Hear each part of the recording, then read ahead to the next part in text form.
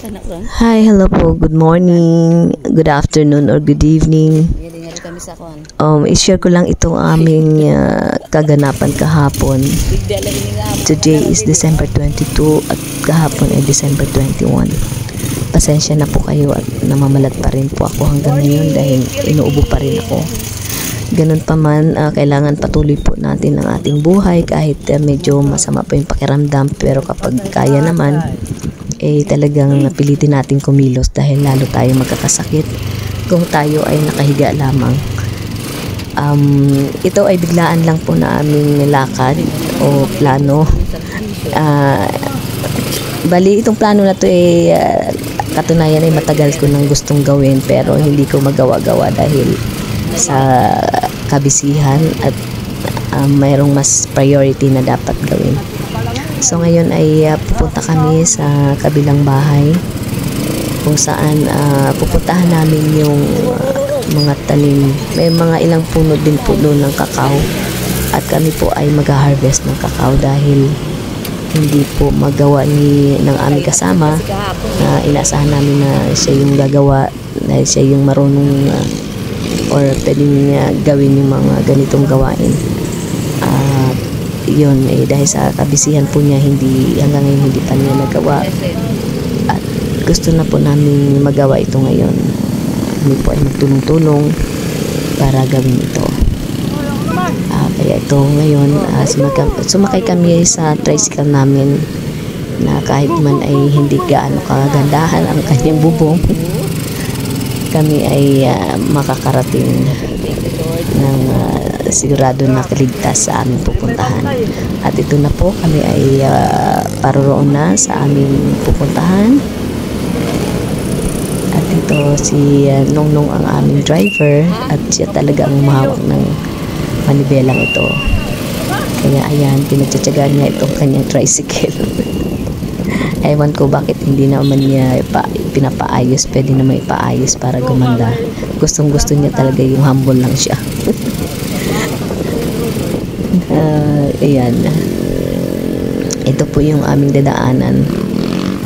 Maganda naman yung daan, lalo na maganda naman yung panahon. Napakaaliwalas po ng panahon ngayon. Kahit merong konting ambon, pero maaliwalas pa rin siya. Ayan, nandito na po kami sa aming pupuntahan na lugar na isang bahay. Ayan po. Ayan, ina-unload po yung dala naming container dahil para mamaya pagbalik namin may dala kaming tubig. Nagdala na rin po ang aming kasama ng kanyang sungkit. Ang dami na pong bunga, hindi po na agad tanggalin. I-harvest na kakao. Ito, nandito na po kami sa likod bahay. Magkaroon tayo or makainom tayo ng at yan po yung makikita rito tsokolate sa likod bahay kung saan nandoon yung mga tanim ng kakao at ilang puno rin na mga tanim. So nandito po kami ngayon. So ayan, ng dahon, mayabong ang mga dahon at ang daming bunga. Bakit mayroon itong okay, pitas namin dito lang banda sa baba, sa banda ng po yung aming nakuha na ito yung first na harvest na ayos pa yung pang sungkit. Nasungkit or nasungkit ng aming kasama na kakao. Yan po yung makikita yung mga bunga ng kakao, yung kulay dilaw, yan po yung pwede na pong i-harvest na kakao or tableya ang tawag sa aming lingwahe na waray. Ayan, kakao or tableya. Ayan, ayan. Maabot rin lang ng kamay, ganyan lang po ang pagpitas ng kakao, paikutin lang para matanggal yung kanyang pagkakapit niya sa puno. Mapapansin din na ang bunga ng kakao ay hanggang mula doon sa pinakababa ng puno. May makikita ka ng bunga, hindi siya yung nandun lang sa taas ng mga sanga, kundi nandun din siya sa trunk, siguro kasi ang puno na sa baba ng kanyang pinakapuno. Ayan, patuloy na po nagsusungkit o nag-harvest ng kakao. Puno ng mangga. Ayan po. Puno ng saging. Makita yung mga ibang puno dyan. Merong puno ng saging, mangga, guyabano at Dara ko gad ini nga balay kunta ko na human. Kusina alaw. Ha? Dara ko gad kunta nga balay ko na human. Wala. Ayo. Ang ibig kong sabihin, ilang piraso yan? May tutulong lang bakal dito, yung ipunin namin yung mga nalaglag na na bunga. Isa lang yung nagsusungkit o nagpipitas ng kakao. At ang ginamit niya isang tubo o tawag dyan, pipes, fiber pipe. Yung mga yellow na yan, yan ang mga bunga niya. Ayan. Na pwede nang pitasin. Yung iba malalaki at yung iba naman ay maliliit. Kami ngayon sa aming bahay, kami po ay maninitas ng kakao. Yung ginagawang tsokolate. Ito po yun. At nandito kami ngayon dahil kami po ay gustong makainom ng mainit na tableya o tsokolate ngayong Pasko. At ang dami pong bunga, hindi agad mapitas dahil sa kabisihan ng mga tao rito. Kaya kami na lang. Biglaan lang itong aming lakad. Kaya ayan, natuloy kami dahil biglaan.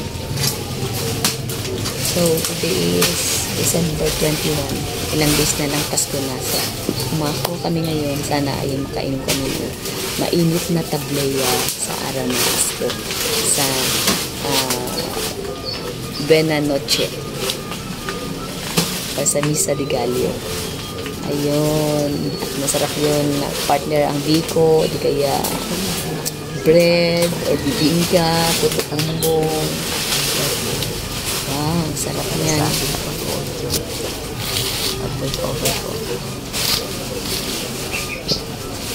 So, ako po ay aalis muna sa aking pagre-record dyan. Gawa pala si Kuya Dolo talaga ng ano May naman pala paggawa niya. So, yan po ang kaganapan sa aming pag-harvest ng kakao. Balit, yan po ang aking maitutulong ngayon. Dahil hindi naman ako pwede magpitas dahil mataas yung iba. Pero meron dito nasa ano lang ayan. Pero hindi pa pwede pitasin. Hindi pa pwede pitasin. Kapag hindi pa siya, kumbaga pag hilaw pa ang kakao, yung una-una niyang kulay ay violet. Tapos nagiging green and then magiging yellow na siya. And then kapag sobra ng hinog, nagiging brown na. Tapos malalaglag na siya. Kusa siyang malalaglag kapag hindi pa na-harvest. Ano ibig sabihin mo nang nagmamaliw? Kapag hindi mo na agapan kunin, yun ay mabubulok kaya magiging sayang siya. Ang ganda ng araw. Ayan Dalakit. Mayabong yung mga dahon kaya yan ang makikita sa ilalim ng puno. Hindi talaga makikita yung buong kalangitan dahil natatakpan ng mga dahon.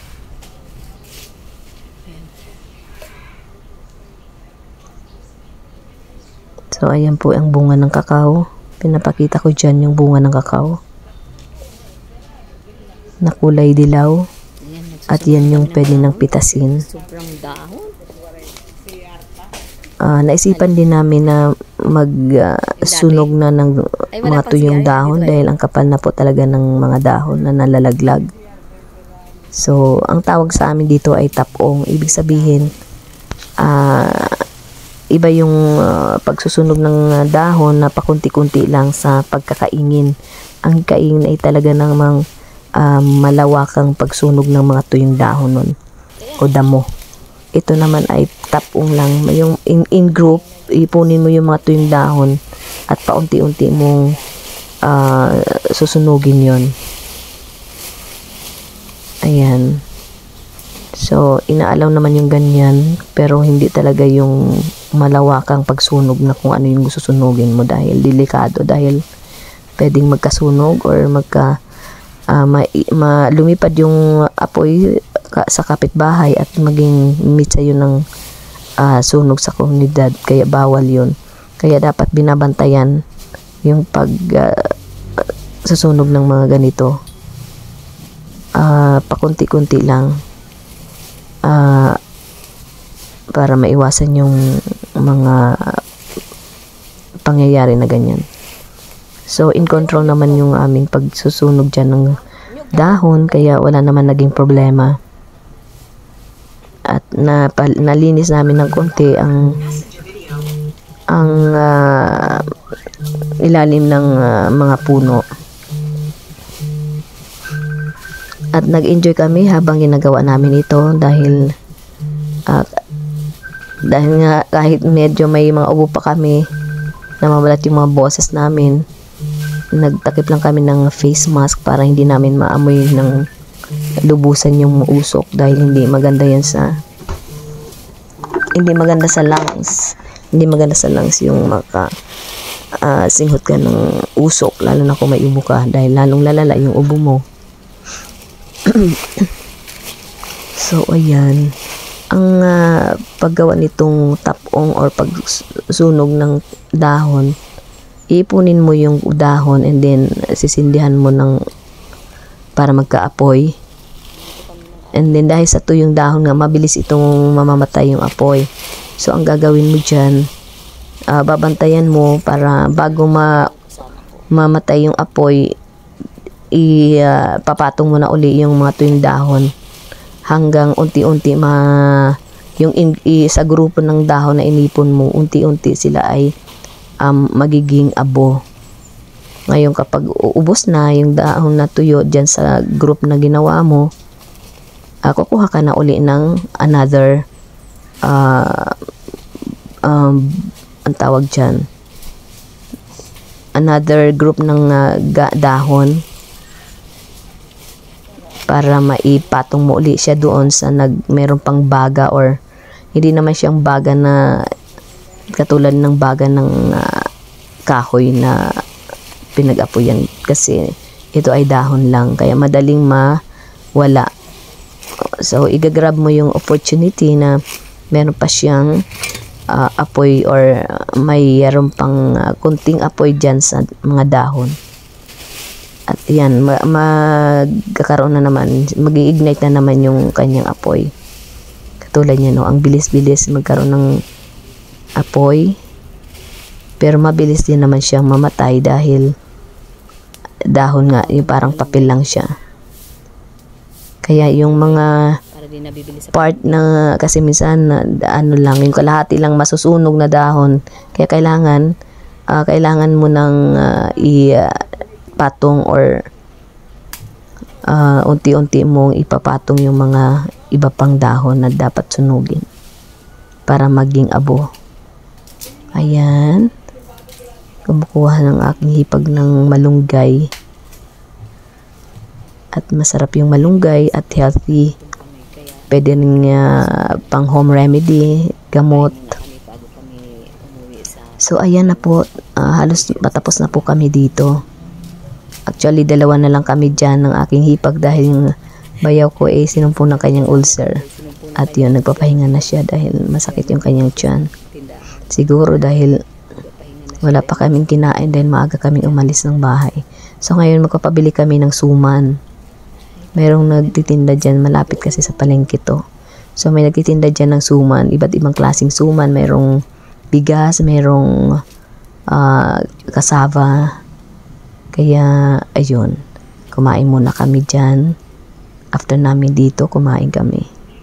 Ayan ang makikita dito bago pumunta sa likod bahay. Ito yung pinaka-pathway papunta sa likod bahay. So, ayan ang likod bahay. Ayan, dyan po kami galing. Kung saan nag-harvest kami ng kakao. Organic kakao. So, ayan po ang yayabong ng mga dahon. Daming puno dito, merong mangga, merong guyabano, may saging, Meron pang isa dyan na kakao, mas marami ang kakao, ang tawag ay nagmamaliw. malunggay. Ibig sabihin yung puno, kung baga sa isang buhok, strand ng buhok, nagkakaroon na siya ng split ends. Iba na yung kanyang hugis ng dahon. Iba, kumbaga parang hindi na siya kakao. Iba ng puno. At kapag nagbunga yun, iba na rin yung bunga niya. Doon ko lang nalaman yun. Nung sinabi ng hipag ko. So, ayan na. Nagbiyak na kami ng kakao at yan po ang laman ng kakao. Matamis siya.